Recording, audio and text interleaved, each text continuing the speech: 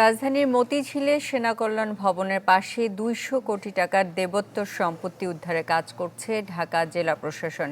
এ বিষয়ে আরও জানাতে সেখান থেকে সরাসরি যুক্ত হচ্ছেন সুলতান মাহমুদ আরিফ। আরিফ, দেবোত্তর সম্পত্তির এই যে উদ্ধার অভিযান, এইটার সম্পর্কে একটু বিস্তারিত জানাবেন। নগদের কাছে সব গ্রাহকই প্রিয়, তাই তো সারা দেশে ক্যাশ আউট চার্জ সবচেয়ে কম।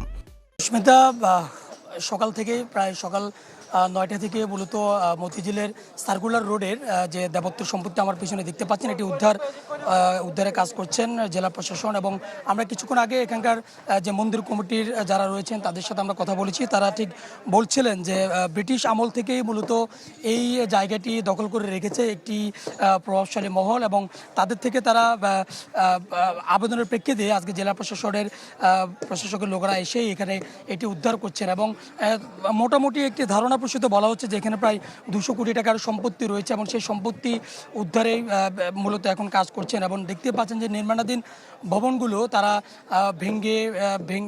ভাঙ্গার কাজ করছেন, এবং এটি ভাঙ্গার পর এখানে তারা নতুন করে এখানে তারা মন্দির তৈরি করবেন এমনটি বলা হচ্ছে। এবং বলা হচ্ছে যে কিছুদিন আগে এই নতুন ভবন তৈরি করার আগে এখানে আনসার ক্যাম্প ছিল, এবং আনসার ক্যাম্প সরানোর পর একটি প্রভাবশালী মহল তারা এটি ক্রয় সূত্রে তাদের দখলে আছে বলে একটি সাইনবোর্ড টাঙিয়ে দেয়, এবং তারপরই এটি মন্দির কমিটির যারা নেতৃত্বে রয়েছেন তাদের নজরে আসে, এবং এরপরই তারা আজকে এটিতে অভিযান চালায় এবং এটি দখলে নেওয়ার জন্য তারা সরকারের কাছে আবেদন করে, জেলা প্রশাসকের কাছে আবেদন করে, এবং তারই প্রেক্ষিতেই এটি আজকে উদ্ধার অভিযান চলছে। এবং আপনি জানেন যে দেবোত্তর সম্পত্তি বলতে যেটি বোঝায় যে দেবীর জন্য উৎসর্গ করা, এবং দেবীর জন্য যে সমস্ত সম্পত্তি উৎসর্গ করা হয় সেগুলো কখনো কেউ ভোগ করতে পারেন না, এবং তা কখনো কারো আয়ত্তে যেতে পারে না, এমনটি বলা হচ্ছে যে তা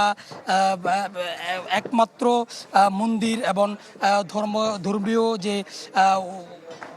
ধর্মীয় যে কার্যকলাপ রয়েছে সেই কার্যকলাপ এবং ধর্মীয় প্রতিষ্ঠানের কাজ ছাড়া এটি কখনো ব্যবহার করা যায় না, এমনটি তারা বলছেন। কিন্তু অবৈধভাবে সেটি দেবোত্তর সম্পত্তি নিজেদের নামে করিয়ে নেওয়ার জন্য প্রভাবশালী একটি মহল কাজ করছেন, এমনটি মন্দির কমিটির দায়িত্বশীল যারা রয়েছেন, মন্দির কমিটির নেতৃত্বশীল ব্যক্তি যারা রয়েছেন তারা বলছেন।